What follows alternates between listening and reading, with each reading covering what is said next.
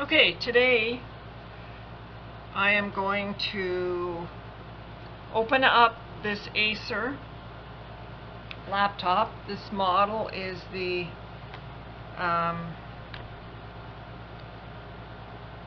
8372 series, Travel Mate.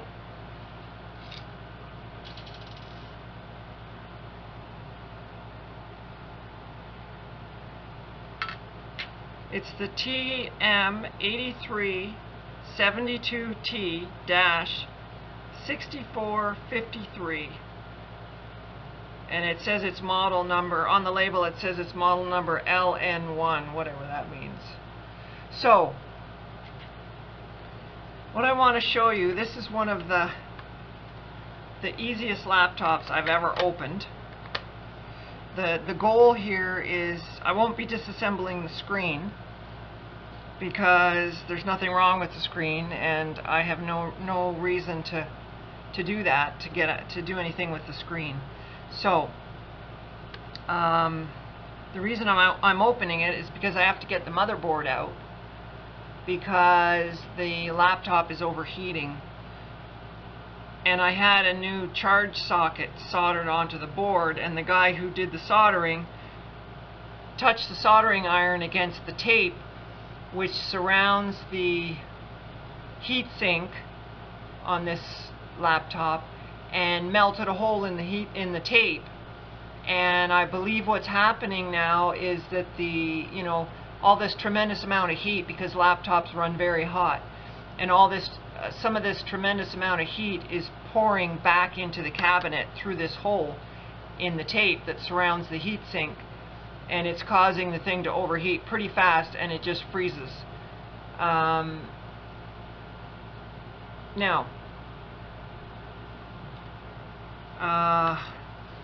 first thing you want to do is remove the battery, always on a laptop. That's the only source of power unless it's plugged in, so you want to make sure there's no power in the board. Okay, so normally what you would do, I forgot to put this cover back on because I have it off, but normally what you would do, this cover would be on here. This is to access the hard drive and the RAM, and it has 8 screws, 1, 2, 3, 4, 5, 6, 7, 8, they're little tiny ones, and then there's one here in the middle. Now this middle screw on this particular computer, this middle screw goes through the cabinet and actually screws into the back of the keyboard. So if you were to not remove this screw, you wouldn't get the keyboard out, period. So it's really important that you remove this. So you take the screws out. Obviously I already have the screws out. Take the screws out, and there you go, that's the inside. So here's the RAM, here's the hard drive. Very simple on this computer, nothing holds the hard drive in. So you just pull on it and it pops out like so. Put that aside. Now here's the CMOS battery. It doesn't have to be removed, it's stuck down. I actually had to pull this one off, but I stuck it back down with some double-sided tape. So you don't actually have to remove this because it's stuck to the chassis, to the plastic back of the computer, but you do have to unplug it. You probably can't see it, but it's right here behind the battery, a little tiny plug. That does have to be unplugged. Now, the fan is actually right here. You can just see the back of it, but you still have to remove the whole computer. I mean, disassemble the whole computer in order to get at it. I do apologize for the background noise.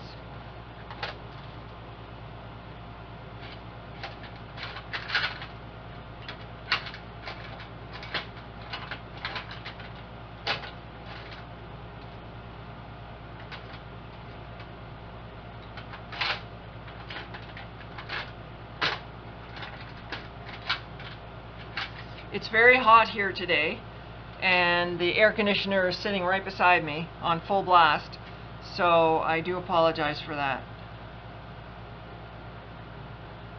Okay, so using a little pair of tweezers or whatever you happen to have, you just reach in here and you pop out this little tiny socket.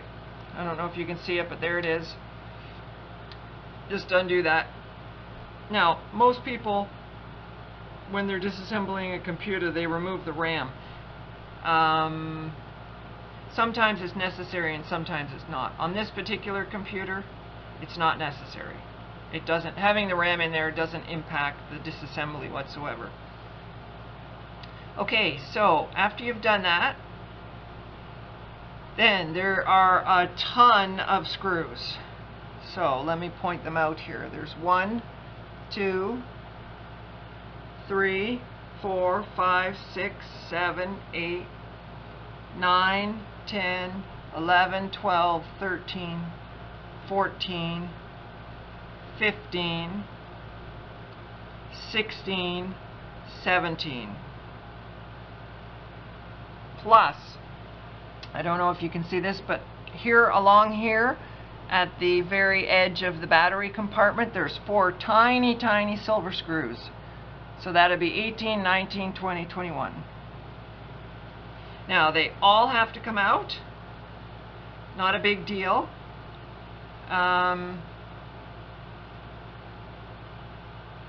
So let's get at it. I'm going to use a power tool to remove the screws. Now, that's because there's so many screws and it takes so long. Now, I would not recommend using a power tool to put the screws back in. I would do that by hand because it's too easy. It would be much too easy to cross-thread them and strip them out.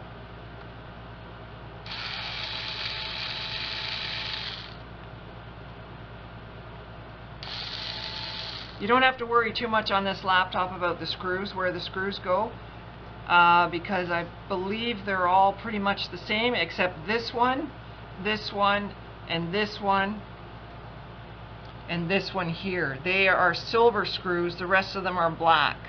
I have no idea why. I believe they're just slightly shorter, but I don't know why there's a different color. I have no idea.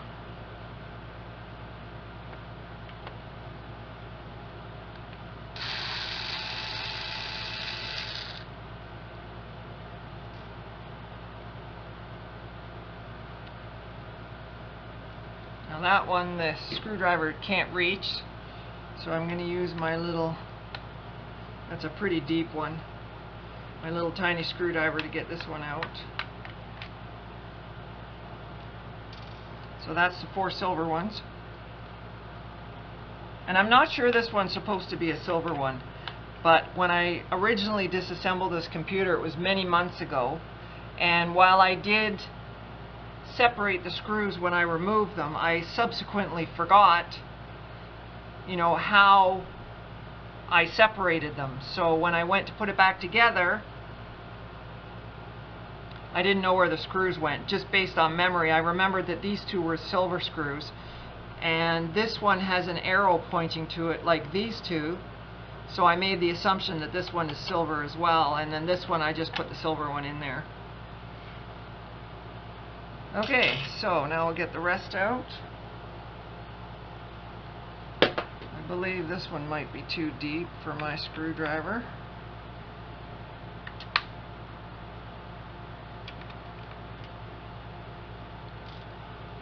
Okay.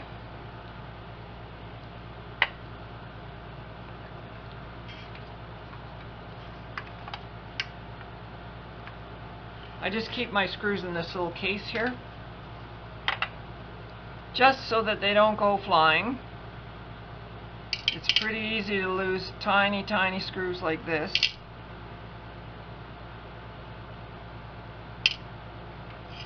Oh yeah, I see that the screw in the middle here that holds the keyboard in, that one was also a silver one. That one I know for sure.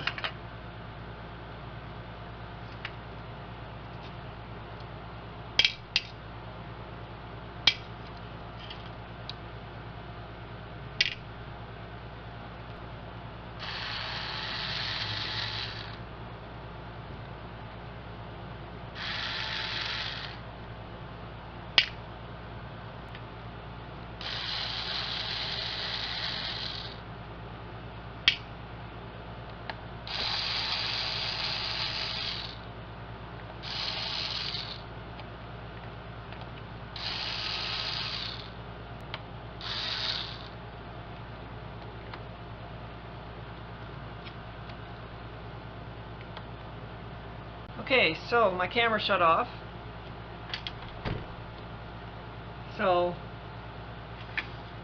I finished taking out all the peripheral screws, and now the ones that are left are these 4 little tiny silver ones in the battery compartment. So I'm just going to take those out with a manual screwdriver because they're not a big deal. They're very, very, very small, very short.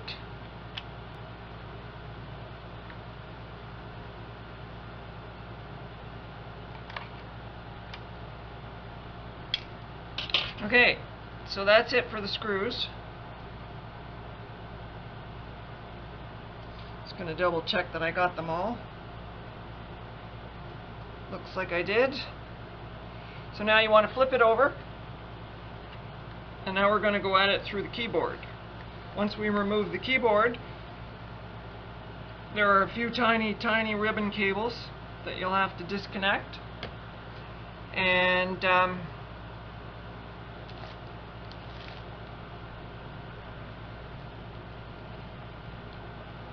then that gives you access. You can pull the top off and you have access to the motherboard. So along the keyboard at the front of it, this is the front here, 1, 2, 3, 4, 5 tiny little clips. Very, very simple to remove this keyboard. Very simple. One of the joys, actually. So what you do is you push the clip away from you and the keyboard should pop up. If it doesn't pop, you can just pry it with something. But the keyboard is kind of in there with a little bit of pressure, so once you release these little catches, it pops up. So you just push them away from you with a little tiny screwdriver or whatever you've got. Then you lift out the keyboard. It's slotted in at the front here. When I remove it like this, you can see there's 1, 2, 3, 4, 5 points that slot into the board. Now when you turn it over, lift it up, turn it over, you'll see the ribbon cable here. Very, very simple to remove. All you do is this catch here, you just lift it up, straight up. Don't pull on it, otherwise you'll pull it apart. You just lift it up. It's like a little hinge. And then you pull out the ribbon cable, and that's it. And here you can see the point where the screw screws into the keyboard from the other side, from the back side. So now remove the keyboard. Now you get a look at the inside. There's this little piece of felt-like material here. Lift that up. Don't pull it off. Just put it to the side. And then inside we have one screw or 2 screws. There's a screw here I see, but I don't think you have to remove that one. So this screw here is for the DVD drive. So you take that out, remove this screw,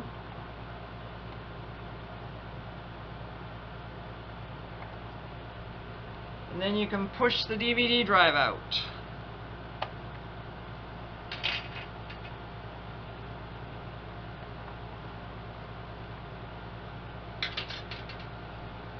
Once you've got it out, pushed out a little bit, then you should be able to grab the drive itself and remove it. And there's the drive. Just a tiny little drive. Very thin. Okay, so that's out. Now we've got the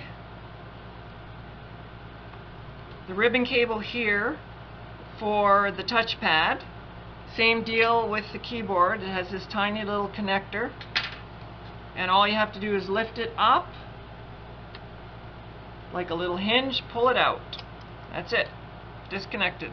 And this connector at the back is for the power buttons. The buttons up here. Same deal. Lift it up. Pull back on the cable. It's got a little plastic piece that allows you to pull on the cable without damaging it. Okay, so that's it for those 3 cables.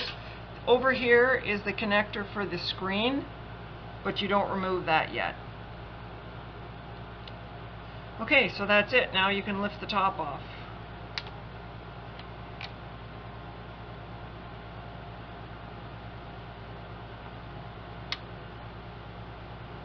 And voila! There's the underside. Not a whole lot to look at.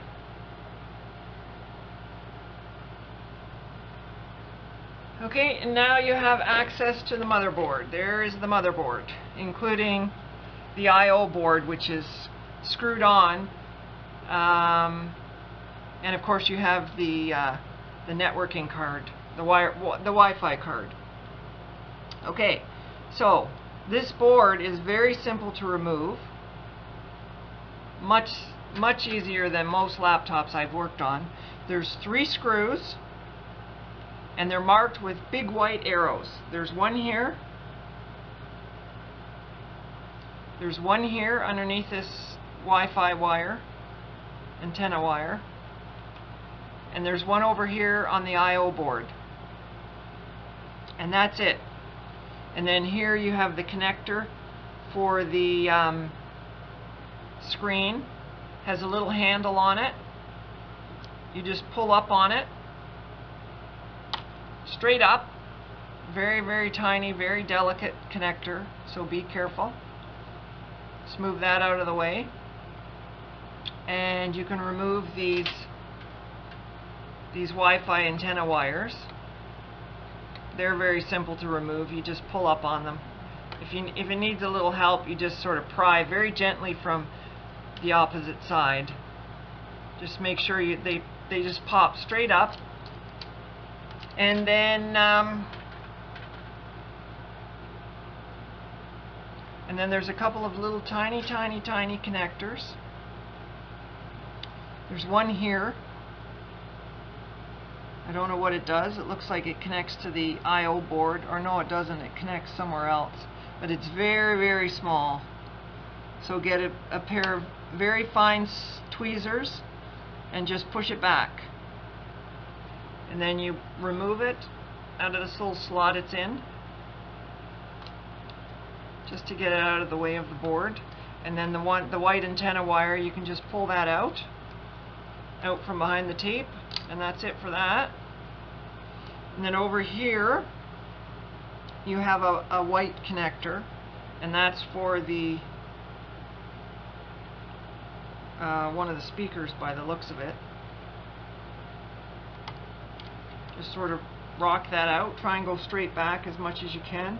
And then over on this side you have another connector for, I don't know what, same deal.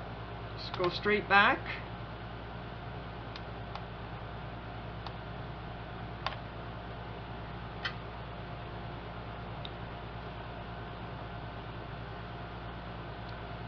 Now remember this one being a little bit trickier because for whatever reason you have to sort of rock that one out a little bit. That's that one. And then we remove the, now last time I took the Wi-Fi card out, but I see, oh no, it does have to be removed because it's screwed down. So you need to remove the Wi-Fi board. 2 screws, small screws, very short. If it wasn't screwed down to the chassis, you wouldn't have to take it out. Okay, so there's the Wi-Fi board. Put that in my little box. Over here, Wi-Fi board. And that should be it. 3 screws. One over here.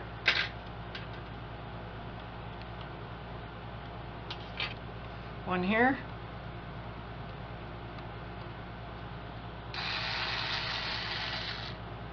Another very tiny screw, and the third one is here.